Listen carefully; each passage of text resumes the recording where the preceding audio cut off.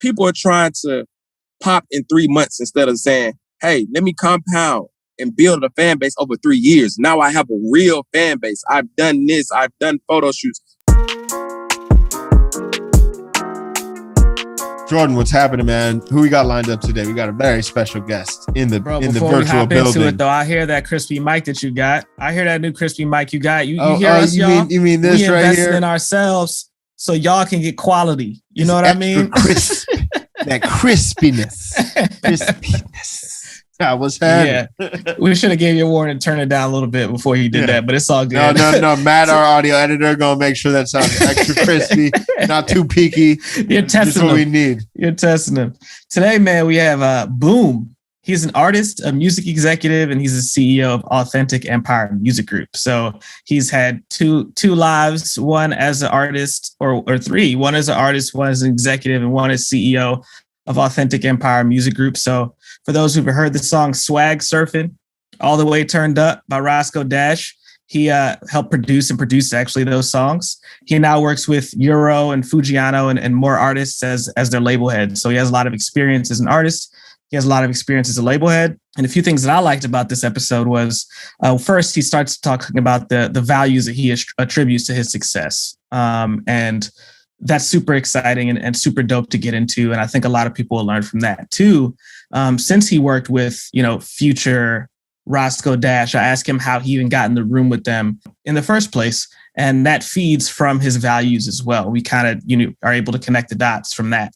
And lastly, at the, near closer to the end, we talk about creative mentorship. I think on this podcast a lot, we talk about, having a mentor in the music business, making sure that you have a mentor to learn from. But in this episode, we actually talk about what that's like in creativity and through creative pursuits, having a mentor as an artist. So I think there's a lot to learn from this episode. He's clearly got a lot of game to give us. So what do you think, Sam? Yeah, I thought it was incredible. I think it kind of has a really good knack for distilling personal development principles within the context of the music industry and true principles of success. Talk a lot about compounding efforts, compounding results, and building leverage and compounding effect over time. I think he really loved hearing his story of the kind of development of Fujiano and the Gucci Mane cosign and getting featured on the 1017 compilation. I think a lot of real interesting stuff there. All in all, I think incredible music business entrepreneur, speaks very well to the influence that Atlanta has and how important it can be if you're really trying to make it in the hip hop world. It can be to really make sure you get well connected and plugged in there. Before we jump into this week's episode, though, one last thing. This episode is brought to you by our partners over at Vidya. If you haven't already checked them out, Vidya is an end-to-end music tech platform that provides labels the infrastructure and technology to power their business. I think that they offer global audio, video distribution, rights management, publishing, analytics, detailed revenue, accounting, and more. Yep. They're also a premium partner of leading digital services such as Spotify, Apple, TikTok, Vivo, YouTube, and Facebook. So independent music labels drive community and culture. NVIDIA provides the back office tech and infrastructure that they can compete globally. And Boom actually works with Vidya. So we get into how he uses Vidya to help him compete globally and how he uses Vidya to help Authentic Empire Group compete globally. So they offer a white label solution for labels looking to have distribution arm in line with their branding and aesthetic. And, Vidya delivers. Yeah, for sure. So I do want to encourage you guys to apply for Vidya.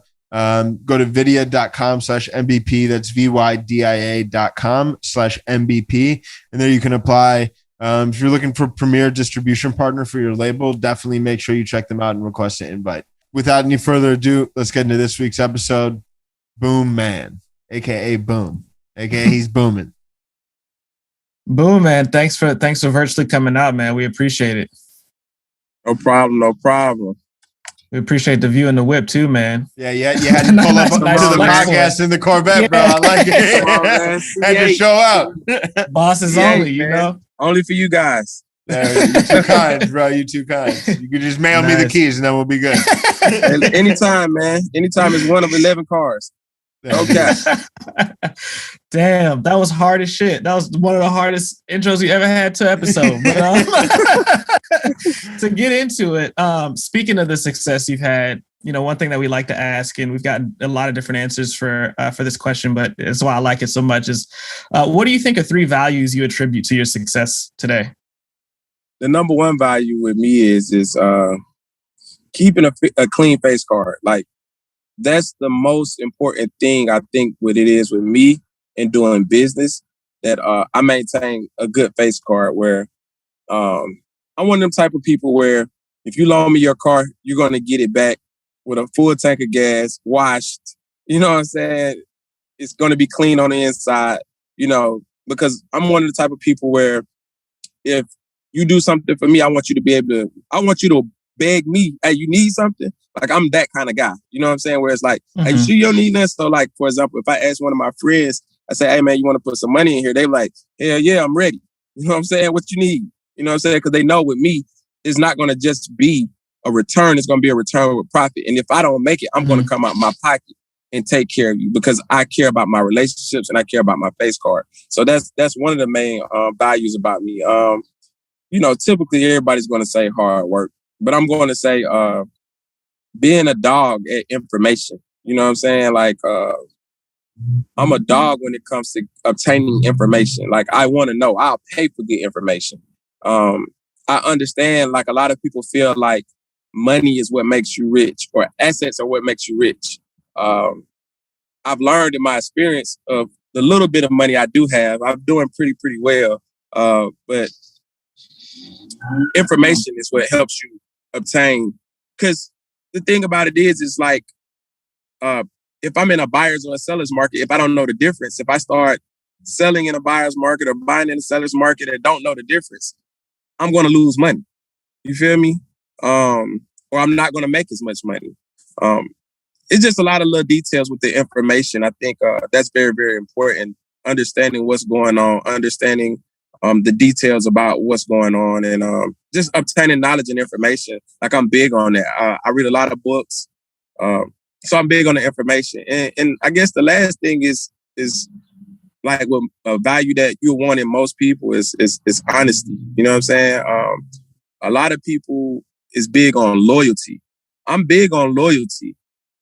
But more important than loyalty to me is honesty. You know what I'm saying? Because I don't ever want to be in a situation where people feel like they're enslaved. You got people who are loyal to a fault. You know what I'm saying? So it's about your happiness and knowing yourself and knowing what you want out of life. It's not about being loyal to me and I'm making bad decisions. You feel me? Be honest. I'm not comfortable with this. I want to do something different. Respect. You know what I'm saying? And I think I exude that with everybody that I deal with. I'm going to be honest with you. Like, I'm going to tell you how I feel. I'm going to tell you when something makes me feel good. I'm going to tell you when something doesn't. So, those are the values that I think, are my most strongest values that I go off of. Yeah, that makes a lot of sense. And I guess to circle back at one thing that you said, being a dog in information, I was listening to something about Diddy at some point, and somebody asked, how is he so good at starting businesses, essentially, and being good at those businesses? Right. And the person that answered the question, I'm not sure if it was him directly or somebody in his circle, but they said he reads a lot about what he wants to get into. He'll spend an entire Saturday reading about an entire segment of the market that he wants to get into. So by the time that he joins it, he's like an expert at it. So that just kind of like reminded me of that as well. He's a GOAT, for sure. Yeah, for sure. I pray I get to his level. Yeah, for sure. I guess like my next question kind of goes back to you as like a producer. So, you were able to get into the room and make some really great tracks, with Roscoe Dash, Future. I guess for aspiring producers, how do you end up in the room with those people? I mean, obviously maintaining a good face card is probably a lot of it, right? Like making sure that people trust you when they bring you to the room with people. But what does that journey kind of look like? I'm from Atlanta, so a lot of it is just culture and just being around and being a part of the culture and people seeing you do one thing and it leads to something else and then cultivating relationships. Me and Future, the thing with me and Future, we grew up next door to each other, literally. Like I made a post on my Instagram, and he's on my Instagram talking about how he dunked on me. You know what I'm saying, in the backyard. Yeah. I don't recall that, but you know what I'm saying. I remember I don't think he playing did. baseball. I remember playing baseball. The other way around. I didn't dunk on him either, but I remember playing baseball, and I threw a ball, and he hit it, and he hit me in the eye. I got a black eye from hitting the base, from playing baseball. I remember stuff like that, freestyling in the backyard.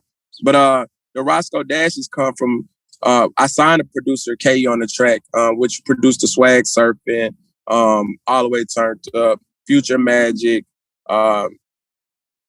Tamar Braxton the One, Lecrae, I'm Turned. Like, you know, we did a lot of stuff together. And as you it's compounding. It's like, if you ever read that book, The Compound Effect, you know what I'm saying? Great book, by the way. Everybody should read that. I think his name is Hardy. Don't quote me. I want to say Daniel Hardy, but Darren Hardy. Just Google Darren Hardy. Darren Hardy. Yeah, it's too many authors. I try to remember, but it's really like compounding. Really, it's like doing one thing and one relationship builds to another, and you keep compounding. You build some momentum. You have some success, and people start speaking on your name, kind of like how I got here. I'm just compounding it, and I'm manifesting my my reality. You know what I'm saying? Yeah.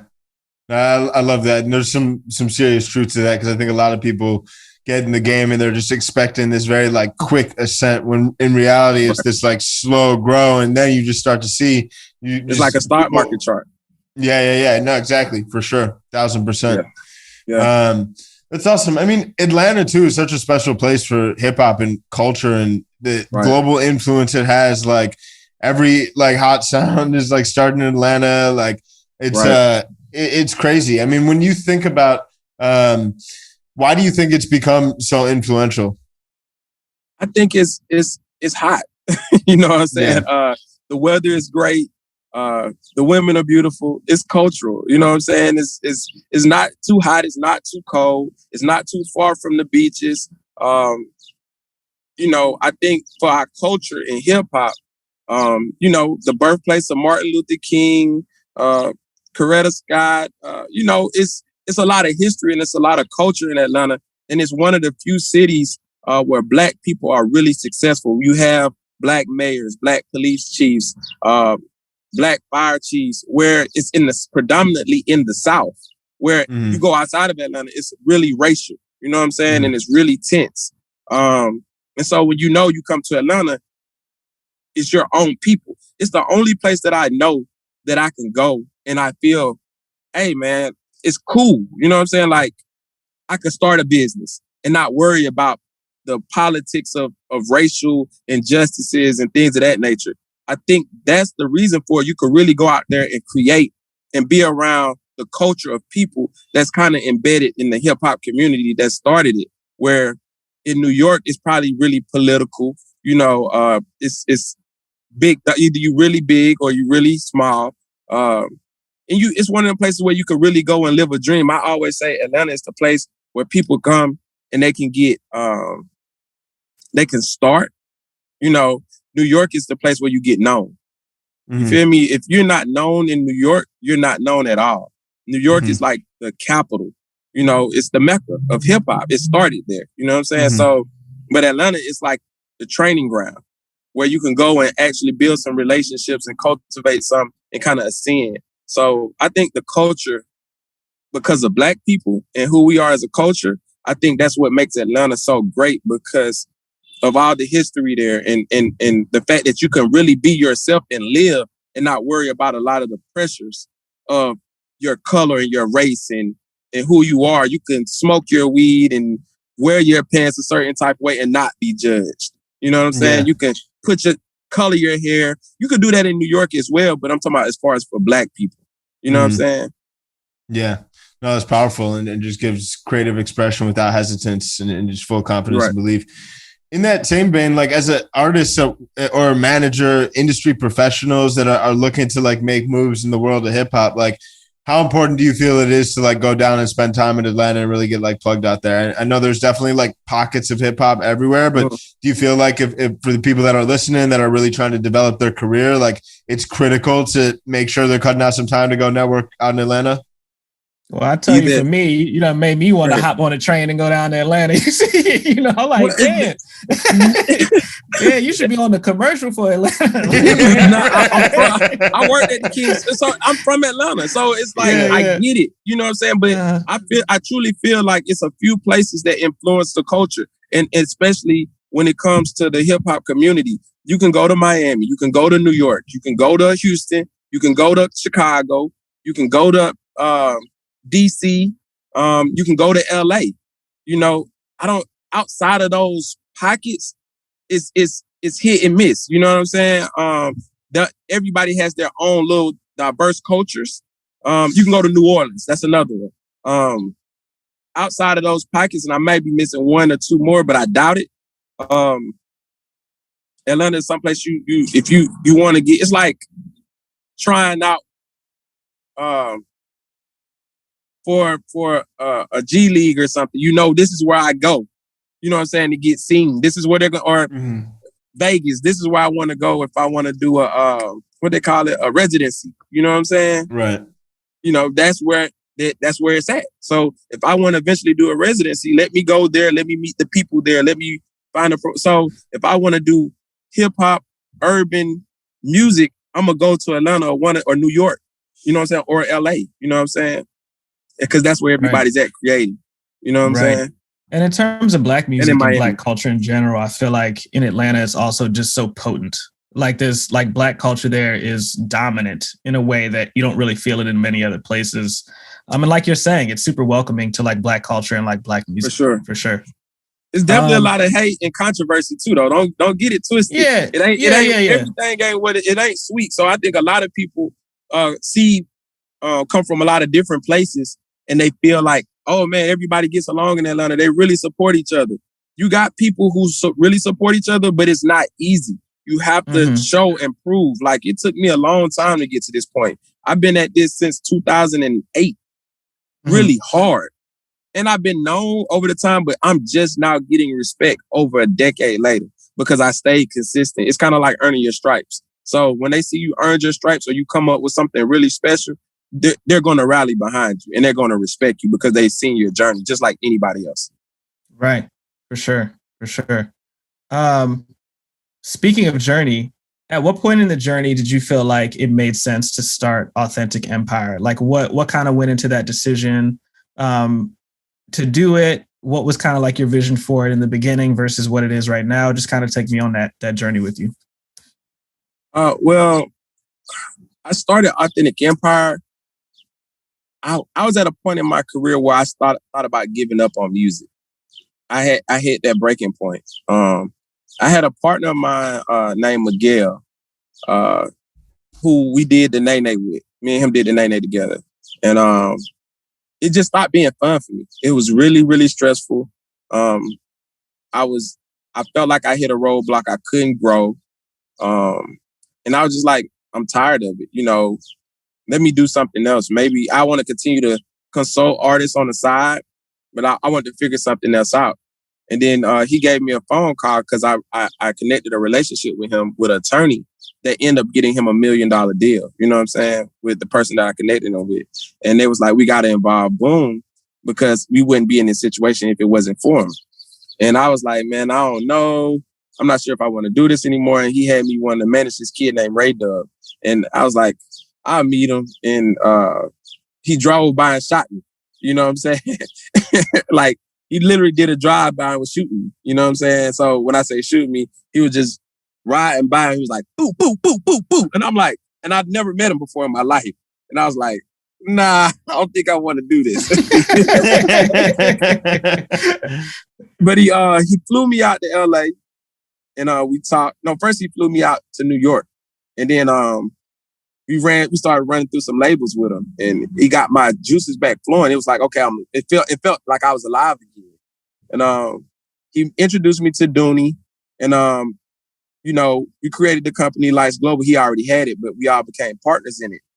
We did the Juju on the Beat, We did Me and My Friends. I signed Telly Tales to the label. Had the little Fuck It Up record. Fuck It Up. I don't know if you. Yeah, and yeah. then I helped to sign. Sing it again, bro. We got to hear you louder on that. Yeah. So we did some amazing things. Then we got a label situation at Warner. Well, when the label situation happened at Warner, and I got my juices back in the game, we started bumping a lot of headbutting with a lot of different people about percentages and splits, and I was just like, you know what? I done been down this road. This isn't the part that I signed up for. It's not fun. I'm gonna let y'all have it, and then that's when I decided to do my own thing with Authentic Empire. But how Authentic Empire came about was it was a client of mine who I had did a consult for, and a childhood friend. He wanted to be involved in music, and I just said, let's not spend so much. Let's make some money in music. How about let's get on that side? And he was like, I'm down with that. And we had to figure out a name. He said, well, I already created this company called Authentic Empire. I said, that's it. I said, let's do it. And so I had this 6'6" white kid named Noah Sharf who came in and did an interview with me, and he was incredible. You know what I'm saying? He had 400 followers, a piece of delivery boy, but sounded like Drake. You know what I'm saying?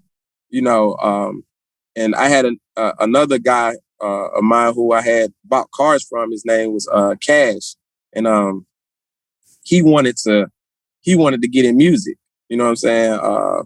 And he was like, I got some money to invest if you want to do some stuff. And so I hit up Dread. I said, let's make some money. I got cash. We got an investor. Let's go. And that's how Authentic Empire kind of started. That's amazing. And I mean, it seems like it's only continued to grow. You've grown your roster and been able to do really amazing things with the roster. Right. And can you talk about, like, I mean, we'll even just start there with finding talent. Like, obviously, I mean, you mentioned the kind of compounding and your love for information and like the network in Atlanta. Like, from your perspective, what are the most important things that you focus on when you try and keep your finger on the pulse of like what's about to be popping off next, who you want to sign? Well, I'm a tell you the secret sauce with me. I'm one of the few and rare people that I don't have to find something that's popping. I know how to make it pop. I come from a promoter background. I'm a marketer by trade. I'm kind of like Diddy. I can find something that I know and that I feel like has potential to grow. And I got an ear for music. So because I'm from the culture and I know when somebody has that it factor and I know when somebody has a dope record. I just been doing it so long. It's a gift. And I think a lot of people, for some people, it's just a gift. It's not nothing you work at. It's just like LeBron James. That's just a gift. You know what I'm saying? If he works at it, he becomes legend. You know what I'm saying? Legendary. I think for me, when it comes to finding artists and cultivating artists and knowing what to do, it's a gift. It's like what you guys do with your podcast. Everybody can't talk.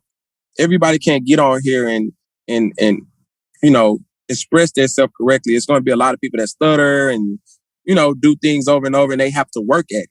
But it's some people who it's natural. Man, I grew up talking to people. I grew up, you know, personality. Some things are just gifted and we all are given a gift. And I think this is just one of mine, knowing how to promote, knowing how to market, knowing how to find talent, knowing how to know what'll work and what won't work, knowing what's not cultural and what is cultural. So it's just a gift, man. And it's a talent. And I thank God for it every day. And I don't think it's one of those things you can work at it, but I think that's where the people who works at it, they kind of miss. They hit a miss. Yeah. It's not something that they're born with. For sure. 1,000%. I love that. And I think too, I mean, it's real interesting on the side of being able to like find people that you feel have true raw potential. And I think there's something beautiful about that. Cause I think a lot of the music industry has just started to shift towards like signing people that don't even make music, but are popping on Instagram. And they're like, please just make a song so we can monetize your audience. So it's cool that you really focus on the merit and quality of the music and really seeing that kind of leading with the ear and the belief first.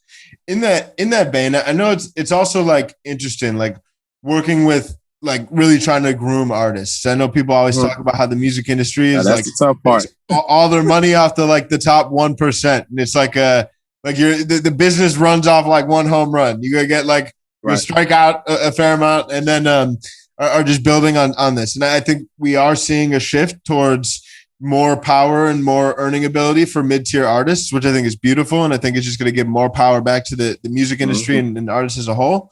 With that said, when you're thinking about trying to get these artists to bubble up and really build some momentum around them, like where are the areas you're focusing on? For me, it's like, is the artist a superstar or do they have a hot record? It's strategy. Do they have a strong internet presence? Do they have a strong street presence? And it's kind of developing, man. Like, I think the biggest thing with artists is they're playing lottery. A lot of them play the lottery. They're treating it like a lottery. In essence, when I say treat it like a lottery is, I'm going to throw some money at it and hope it works. Nobody is coming into it like, well, I can say nobody, but a majority of people isn't coming into it like, I'm finna build a career. Hey, right now, I have 1,000 followers or I have 1,000 fans. By the end of the month, I'm trying to get 3,000 fans, real fans that really rocks and supports me and buys my music and develop it over time and say, okay, cool. People are trying to pop in 3 months instead of saying, hey, let me compound and build a fan base over 3 years. Now I have a real fan base. I've done this. I've done photo shoots. I've dropped singles, and every time I do something, I build on top of the next time I did it. You get where I'm coming from? Where it's like, okay, cool. I dropped this video. I got 5,000 views. The next video, I'm gonna work a little harder, find the ins and outs, the nooks and crannies to help me get 10,000 views. I'm gonna build up my subscriber base. Just the little detailed things that artists should do to continue to build a fan base, and people would then spread it by word of mouth and be like, hey, he has something really dope. I like what he's doing. And then also investing in themselves. A lot of artists don't want to invest in themselves. They want to wait on somebody else to invest in it. That's why they want to spend a little bit of money and get a lot. They're playing the lottery. So that's the problem. They're not cultivating their talents and developing it correctly and expanding their fan base. Like I say in business, the number one job for an entrepreneur is to get money every day. The number one job for an artist is to build fans. It's like, what's an artist with no fans?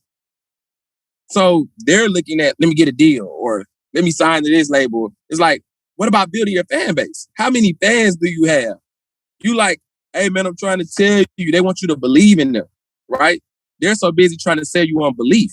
Man, sell me on the facts. Show me what you're willing to put in.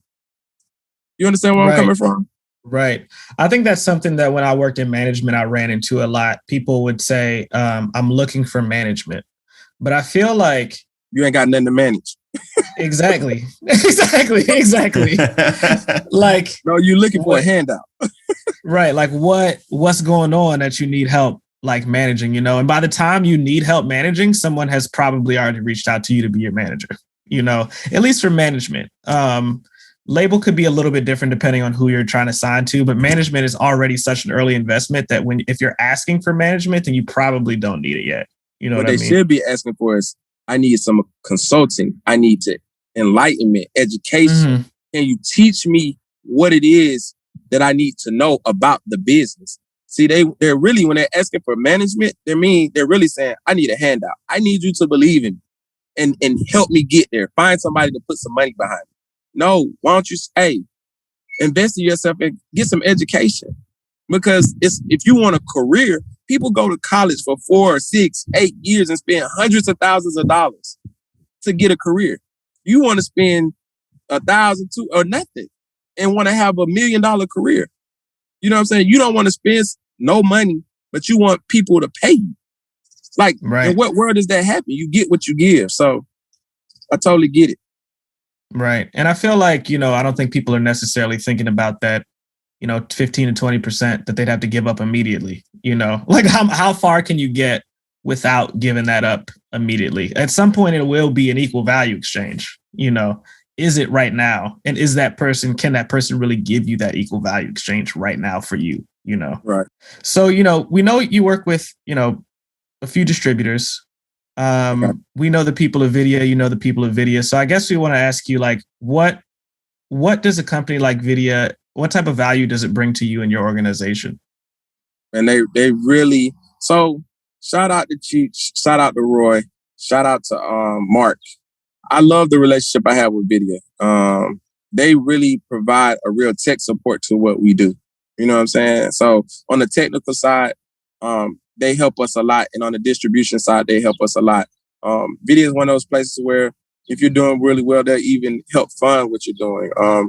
Roy, building a relationship with Roy is where he's about empowering entrepreneurs and businesses and being a part of the entrepreneurs. Like if you got a label, they're a really good place to build a good relationship with and get some support to start your business. On a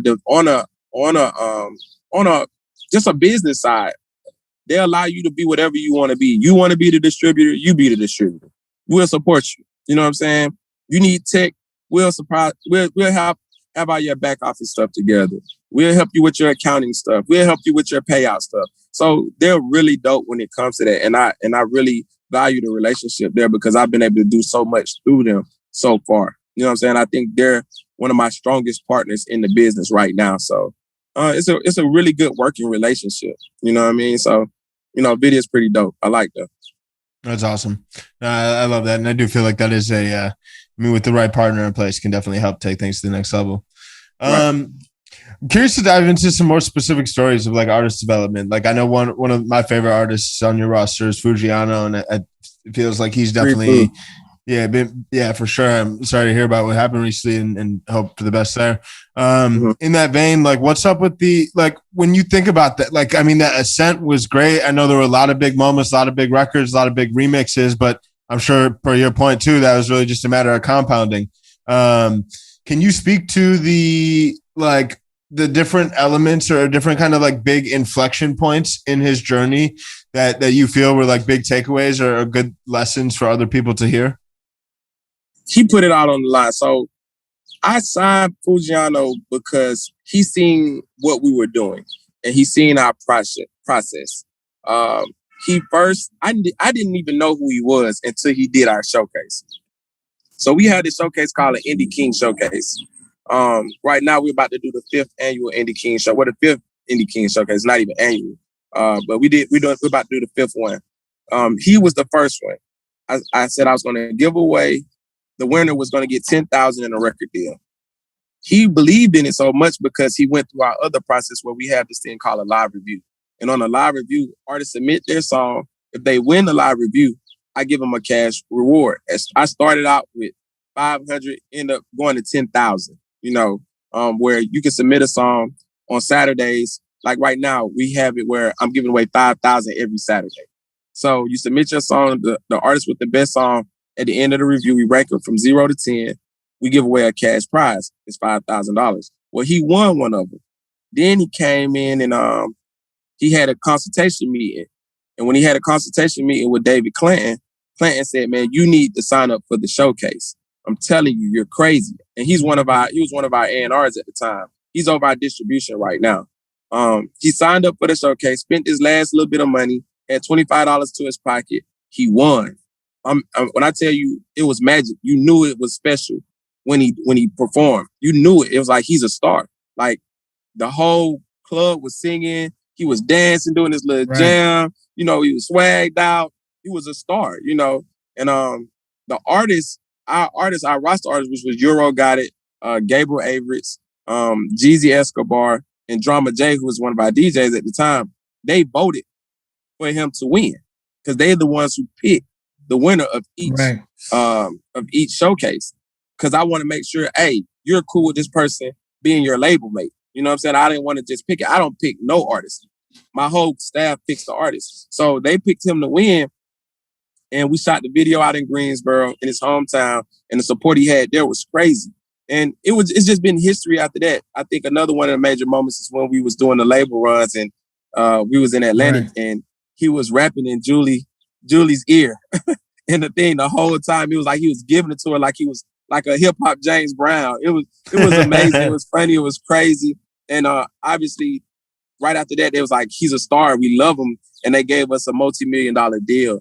That was a special moment. And then when Gucci called right after that and was like, "Man, you did an amazing deal. I just heard about it. I want to say congratulations. I love what y'all doing. I think he's a star." And I was like, "We got to get you involved." Like, He was like, I would love to. I put Fujiano on the phone, and Fujiano was like, I am 1017. I'm the new 1017. Like, I am 1017. Because Gucci had recently made a post saying he was going to give $1 million to the next artist that joined the label.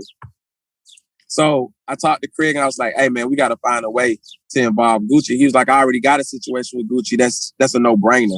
And it was magic. Gucci started promoting and doing stuff and treating Fujiano like a son. You feel me? And I love the relationship because it helped me out where he had a bigger idol. His idol was somebody he was signed to and a role model to him, and was able to, cultivate him and help him grow as an artist. It kind of hyper speeded it, really. So I love that. No, I mean, that's, first of all, amazing story. I'd love to hear how all that happens and what's going to continue to happen there. In that vein, like one thing to highlight too, I mean, just the Gucci cosign, like Gucci calling, like even for me, I definitely heard Fujiano first off the new 1017 like compilation projects. Right. Cosigns, it needs to come organically. You can't really manufacture that, like, right? Like, I'm curious from your perspective, because that carries a lot of weight and can really help open a lot of doors. So, like, how can people get cosign? Is it just networking, compounding, or are there like different things you could be really intentional about in order to manifest stuff like that? So listen, I say this all the time. I work, like I tell people, I never work for money, right? Mm-hmm. I work for my purpose, with a purpose, for a purpose, on purpose. Nothing is never coincidental with me. You get where I'm coming from? Yeah. I have a plan for what I'm trying to do. You get where I'm coming from? So getting features and vouchers is a part of my secret sauce. Like, that's my sauce. You know what I'm saying? So I'm a firm believer that everything is about proper introductions. If you have a proper introduction, a person will pay attention to what you're introducing them to, and they will be the judge for themselves whether they want to rock with it or not. Right? So I'm big on getting features. Now, when I get a feature, I want to shoot a video with the feature. Because what happens is it makes it easier. It's a cheat code. So if I see Lil Baby standing next to Fujiano, I might not know who Fujiano is, but I'm a Lil Baby fan. And I love everything Lil Baby does. And I see, man, pop up on my playlist, Fujiano and Lil Baby. I'm like, okay, I don't know Fujiano, but I want to hear what Lil Baby talking about. And then I see that Lil Baby, Fujiano is going crazy just as hard as Lil Baby, if not harder. Then I'm gonna instantly become a fan. It's kind of like what happened with Euro Got It when we started with Euro Got It. We did this record called Posse featuring Lil Baby with Euro Got It, and it went crazy because it was introducing Euro Got It to Lil Baby's fans. You feel me? And they was like, oh my God, who is this dude? And then Roddy Ricch became a fan. And when Roddy Ricch became a fan, Roddy Ricch got in the studio with Euro Got It. You see what I'm saying? So, and it was the right marketing and promotion because we did the song and the visual. It was introduced properly to the hip hop community, because I want you to look at it like this. If somebody knocks at your door, right? And you don't know who they is, you're not going to let them in, right? But if your dad or your brother or your partner knocks at your door and they got me with them, you're going to be like, the energy is going to be different. You feel me? I was the same person knocking at your door, but now that I'm with you, it's like, hey, the energy is different. It's like, hey, you with my partner. You want something to drink? You want some milk? You good? Nice to meet you. The energy is different. Come on in. So you got so many independent artists that's knocking at the hip hop door, and they like, why do I give a damn about you? Bye, I'm good. Hey, and they saying, look, I'm a dope artist. Hey, look at me. And they're like, well, I'm still on Lil Baby. Why should I listen to you? I don't care. But if you come in with Lil Baby, now I feel differently, and I'm gonna give you a shot to introduce yourself. And if it's impactful, then it sticks with me. And now we become like, oh, I'm rocking with bro. Right. That makes total sense. And great metaphor for that too. I guess as we kind of close out here, one thing that we usually tell people on the business side of things, in addition to get to know your peers, because those are the people that you come up with, and I think you've kind of exemplified that in your story, is get a mentor. So I'm wondering, on the music side, you just said, Gucci kind of took Fujiano under his wing. How important do you think that mentorship is creatively? Because we always talk about it on the business side. I had one, Sam's had one or a few. So, what does that look like creatively, and what does that importance look like? We've also seen it with rest in peace Pop Smoke with 50 Cent. We've seen it Drake under Lil Wayne. Is that something that you think is important for artists to try to find in the beginning of their creative pursuits? Man, mentorship is extremely important. And I started preaching this 3 years ago. As an artist, you're self-employed. You're a business. You're self-employed. You're a specialist. You're self-employed. Finding people who've been there before you will help you. That's why I'm big on consultants and meetings and scheduled meetings. Come sit down with me. Let me mentor you. Let me consult you on the proper ways to do this. That way, you're not throwing things at a wall and hope it sticks. I'm really big on mentorships. And if you can't find one, I read books. Like, books are my mentors. I didn't have no mentors. I had to read. I had to pay attorneys, $2,500 just to get information out of them, to kind of learn for myself. So that's the reason why I started what I'm doing on the services side of my business, where I consult artists, because I wanted to be that person that I didn't have for myself.